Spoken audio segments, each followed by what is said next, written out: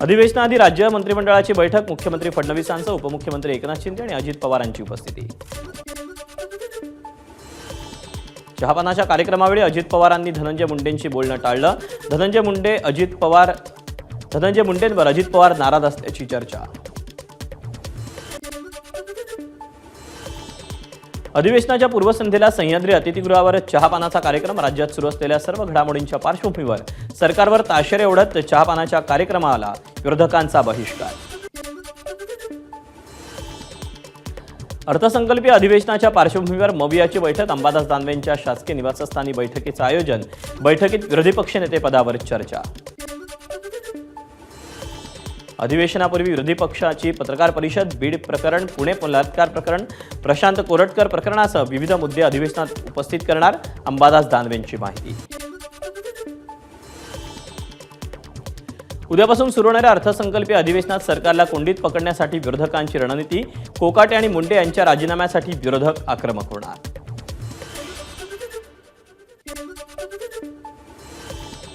राज्यातली ढासळती कायदा सुव्यवस्था आणि महिला सुरक्षेच्या मुद्द्यावरून विरोधक सरकारला घेरणार।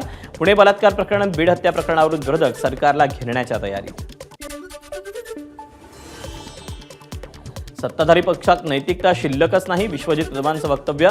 अधिवेशनात जनतेचे प्रश्न आक्रमकपणे मांडणार असल्याचं कदमांकडून स्पष्ट।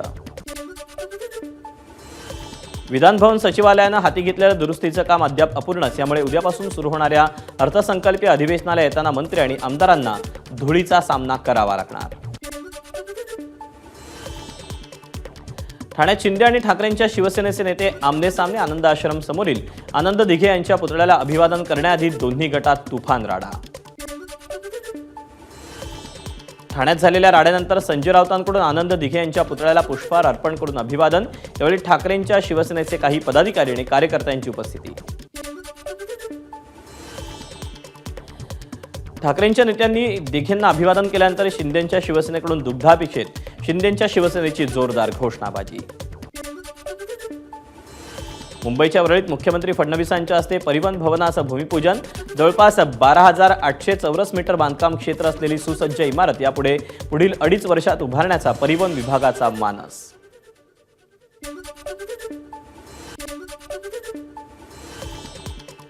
मुंबईतील मेट्रो स्थानक रोपवेनं जोडण्याचा MMRDAचा निर्णय। त्याचा सविस्तर आराखडा तयार करण्यासाठी लवकरच सल्लागारांची नियुक्ती केली जाणार। मुंबई विमानतळावर digital payment system, multi level car पार्किंगमध्ये प्रवेश करण्यासोबत बाहेर पडणं सोयीस्कर होणार। कॅशलेस पेमेंटमुळे प्रवाशांचा वेळ वाचणार।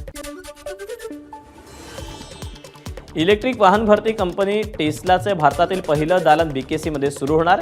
एका व्यावसायिक इमारतीच्या तळमजल्यावर हे दालन सुरू होणार। त्यासाठी तब्बल 35 लाख रुपये भाडं देण्यात येणार असल्याची माहिती। एकनाथ शिंदेंच्या आश्वासनानंतर सुपरमॅक्स कंपनीच्या कर्मचाऱ्यांचं आंदोलन मागे। कंपनी बंद होऊन 3 वर्ष होऊनही देणी मिळाली नसल्यानं कर्मचाऱ्यांनी शिंदेंच्या घरावर मोर्चा काढला होता।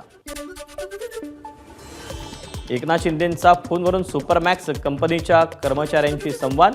आज भेट घेणं शक्य नसल्यानं उद्या बैठक घेण्याचं एकनाथ शिंदेंचं आश्वासन।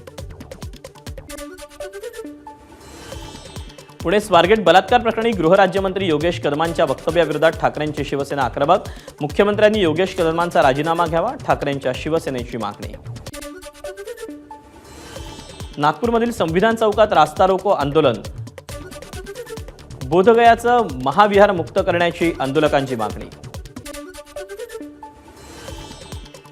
स्वारगेट प्रकरणातील आरोपी दत्ता गाडेच्या मोबाईलचा पुणे पोलिसांकडून शोध। नराधम गाडेनं त्याचा मोबाईल शिरूरमध्ये एका शेतात लपवल्याची माहिती।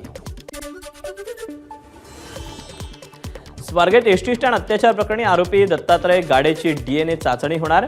बसच्या फॉरेन्सिक चाचणीत पोलिसांना आरोपी विरोधात मिळालेले पुरावे। जालन्यात लोखंडी सळईनं अमानुष मारहाण करून चटके दिल्याप्रकरणी भागवत दौडला अटक। मात्र ठाकरेंच्या शिवसेनेचे तालुका अध्यक्ष नवनाथ दौड अद्यापही फरार। यंदा देशातील अनेक भागांमधला उन्हाळा अतिशय तापदायक ठरणार। हवामान विभागाचा इशारा, तर महाराष्ट्रामध्ये मार्चमध्ये तीव्र उष्णतेच्या लाटा येणार, हवामान विभागाचा अंदाज। मुंबई आंतरराष्ट्रीय विमानतळावरून 11 कोटींच्या कोकेनसह ब्राझीलहून आलेल्या विदेशी महिलेला अटक। कोकेन असलेल्या तब्बल 100 कॅप्सूल तिच्या पोटातून काढण्यात आल्याची माहिती।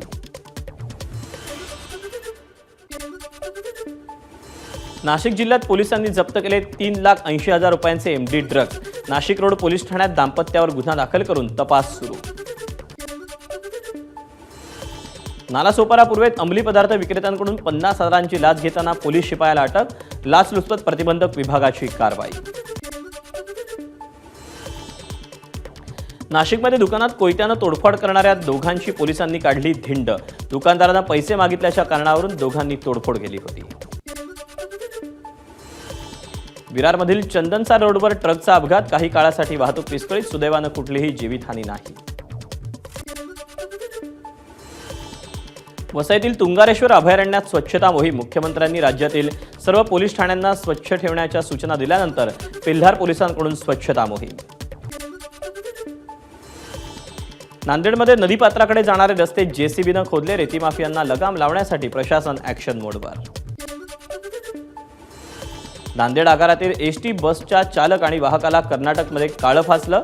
घटनेच्या निषेधार्थ नांदेडमध्ये ठाकरेंच्या शिवसेनेनं कर्नाटकच्या बसेसच्या गाड्या अडवून वाहक आणि चालकांचा गांधीगिरी पद्धतीनं सत्कार केला. ABP माझा, उघडा डोळे बघा नीट.